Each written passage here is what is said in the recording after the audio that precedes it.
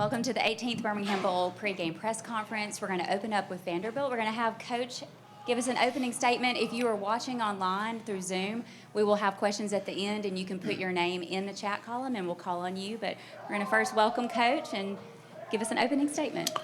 Well, first of all, just want to say thank you to everyone in Birmingham who's welcomed us, and we're excited to be here and play against in a great game against a great team in Georgia Tech.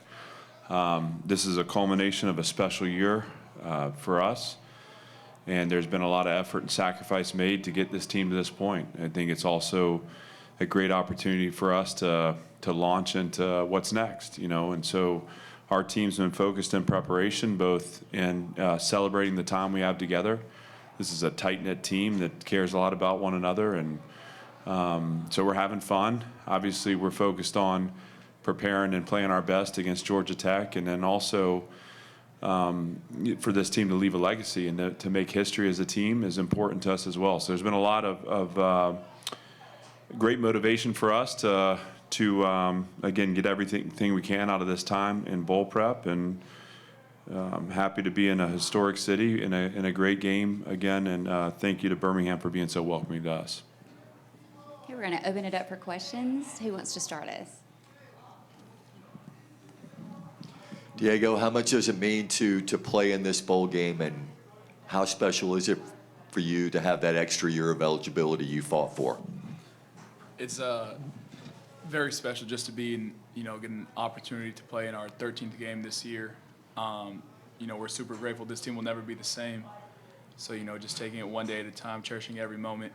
But it'll be a legacy left here from this team that we'll build on for next season. And how about the extra year of eligibility that you fought for? Yeah, super blessed about it. It's just God's doing. We got a lot in plan for next season, and we got bigger dreams. We want to be playing in January come next season. Okay. Hey, so I'm coming from a different perspective in my questioning, but just wanted to know, how are things going in Birmingham so far?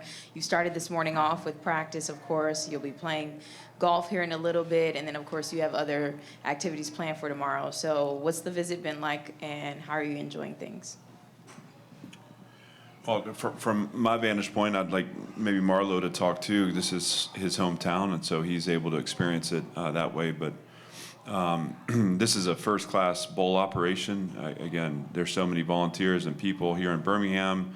Obviously, ESPN, the work they do, the SEC, and the work on their end as well. This is the Birmingham Bowl is all class, and so we had a great welcome yesterday. There's been some fun activities for our guys lined up, and a chance to engage with this city, and we couldn't be happier with.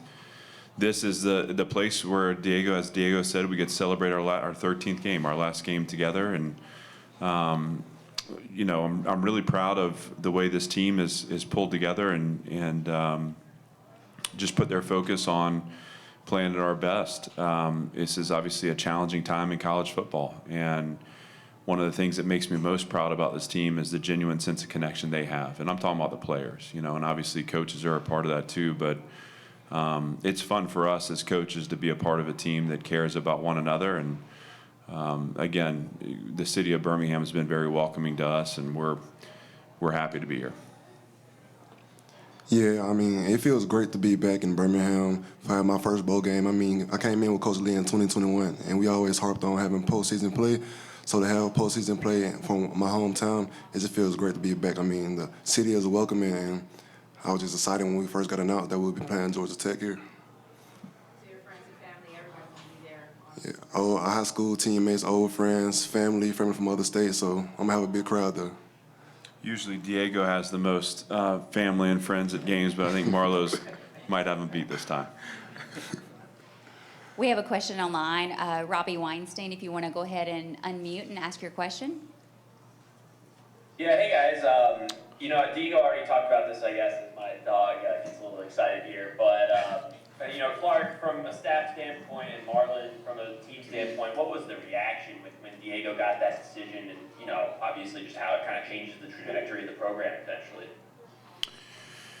Well, I care a lot about Diego first. I mean, that's so, you know, my first point of celebration, I happened to see him in the hallway right as it was all coming out. I think I actually gave him a kiss on the side of the head, which shows you how excited I was. But I'm happy for him. I'm happy for our sport too. I think college football is better with guys like Diego playing as long as they can possibly play. And I think he's been inspirational to so many people at Vanderbilt, so many people in the Nashville community, but I also think he's been inspirational to a lot of people across the country. And it's a testament to the platform that Vanderbilt and Nashville provide our student athletes. And when you have someone special like Diego as a part of your program, you want to hang on to him, again, as long as you can. So happy for him, happy for us, happy to be able to continue to build on the progress we've made this season. And to do that, obviously there's going to be a lot that's going to remain intact. You know, we want to retain the healthy parts of our program that we've, in a lot of cases, worked hard over 3 and 4 years to invest into people and to get to this point. And then we need to look to areas where we can elevate and add from the transfer portal, but having leadership intact in our locker room makes all of that possible, and it ensures that we don't lose our identity and the values that we hold most dear. So guys like Diego will be fighting for that program every day. And as we introduce new program members and teach people what it means to be a part of Vanderbilt football, which is distinct, it's great to have his leadership voice in that room to help us, again, carry our identity forward and look to build upon the progress of the season. Yeah, me and my teammates appreciate what Diego has brought to the program this year. And I mean, the first time I heard about it, I was actually in the locker room cutting hair. I heard Diego come in the locker room screaming. I'm like, what's going on? I walk over there. He got his other year eligibility, dap him up. And I'm just excited for him, man. He's one of the greatest I've played with in Vanderbilt. So it's good to have him on our program. Appreciate you, Marlo. I want to be clear that Marlo doesn't cut my hair. I don't want to do that to him. I will. So. Okay, we have Joey Dwyer online if you want to unmute and ask your question. Clark, and I guess for the players too, you mentioned legacy and kind of leaving this game with that. Just how do you hope that this team is remembered, I guess, in the fallout of this game as well? Well, the game's important to us because we want to win the game, and that's not unique to us. We know Georgia Tech takes the same approach, and it's a great matchup. We're going to have to play well. I mean, there's a lot that we're going to need to do that, is reflective of the success we've had this season, where we protect the ball, where we interlock 3 phases, we control the game offensively, and we're opportunistic defensively. Those things hold true in this one. It's just exciting to me. I think the matchup, they got the matchup right. And so to play in a meaningful game where you're matched up against an opponent in so many ways, and I said this when I was in town last, we're almost kind of mirror images. I mean, they have a tough program that plays really hard, and they're physical, and they establish a physical run game. They use formations and motions to create leverage advantage offensively. Tyler Santucci, the defensive coordinator, we're cut from the same tree. I mean, it just there are a lot of similarities. So I think that's exciting to be a part of a game with two really tough teams in a great football city. As far as the legacy of the team, we'll reflect more on the progress made in this season. I think the cool thing about the legacy of this team is the conversations that we'll have when we get back in January about the people that are no longer with us in the program that worked really hard. And Marlo mentioned it, earlier too. I mean, to go back to 2021 and 2022 and 2023 and to just think about the pain and suffering at times that we've experienced and how there's been such a neat group of people that have stayed intact and kept working with the belief that, we were going to break through at some point. I mean, that is so special to think about. And as we have opportunities to now build upon a bowl experience and hopefully a bowl win and hopefully, the first winning season since 2013, all those things are meaningful to us because it gives us a chance, like Diego said earlier, to reach for more. And, I've been pretty consistent in saying this all season. You know, your season doesn't come down to one game. You know, when we beat Virginia Tech to open the year, that wasn't the goal of the season. It's about trying to find the potential of a team, and we're grateful to have this experience together. I think what we say is we're proud but not satisfied. You know, so we want to really look to have a great competitive game on Friday, and then to build upon this season and to solidify the legacy of this team in the way we operate moving forward. We have Aiden Rutman, if you want to unmute and ask your question. Diego, obviously super exciting that you got your year of eligibility, but then going beyond that for your teammate Stephen Hubbard and then for other JUCO players around the country, how exciting is that for you that you got the opportunity to blaze that path for everybody? Yeah, it's amazing. I think it was a long time coming, you know, and I think they got it right. You know, people like me deserve an extra year for Big Low. We'll be excited. You know, he's about 27 now, so we'll be excited to get him when he's 28. But yeah, I mean, for the Vanderbilt future, it looks bright. We just got to, like Coach Lee said, live up to our potential. So we'll be excited to you know, play this game, and then when we get back in January, go to work. Do we have any other questions in the room? Oh.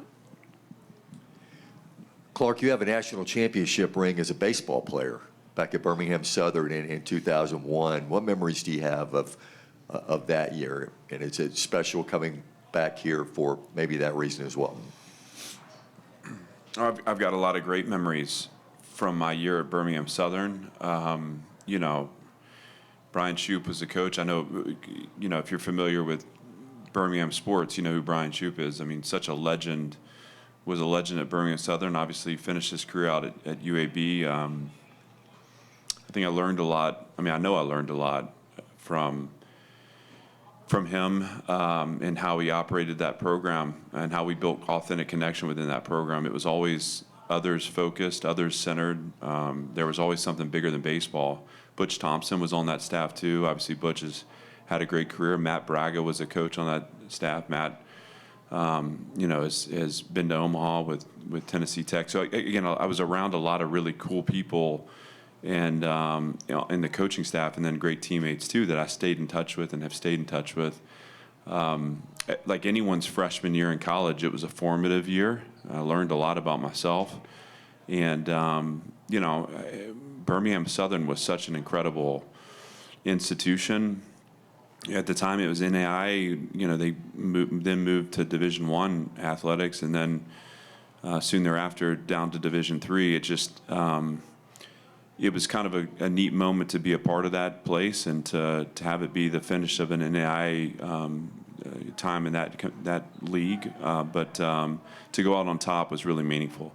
And again, as a freshman, you're kind of inheriting the history of the struggle and the fight and the program. And you know, Coach Shoup had it written on his heart that we were going to, you know, finish that way. And the team willed its way through a tough schedule to do that. And I mourned the closing of the school. I'm sad about it. You know, it's unfortunate. You know, but certainly I've got great memories. I know so many others have great memories from their time there. And mine was a short stay, but it was very meaningful to me.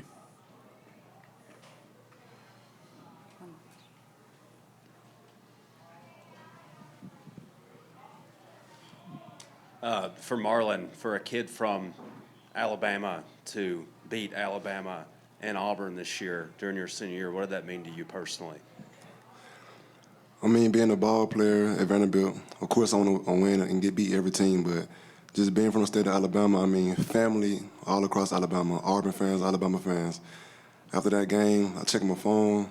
I got aunties, cousins, everybody hit me up saying, "Oh, y'all be my favorite team." Because growing up, I was an Alabama fan. I mean, that's something I was born into. But by the time I got up here, I'm not a fan of anybody all for Vanderbilt. But, you know, family still hits me up this day saying, "Oh, you beat Auburn. Y'all run Alabama," and stuff like that. Just know it's family that family would say. But, I mean, I'm just proud to be a part of this team and just win any game that we win. Any other questions? Well, thank you so much, and we will see you all on Friday. Thank you, Coach. Thanks.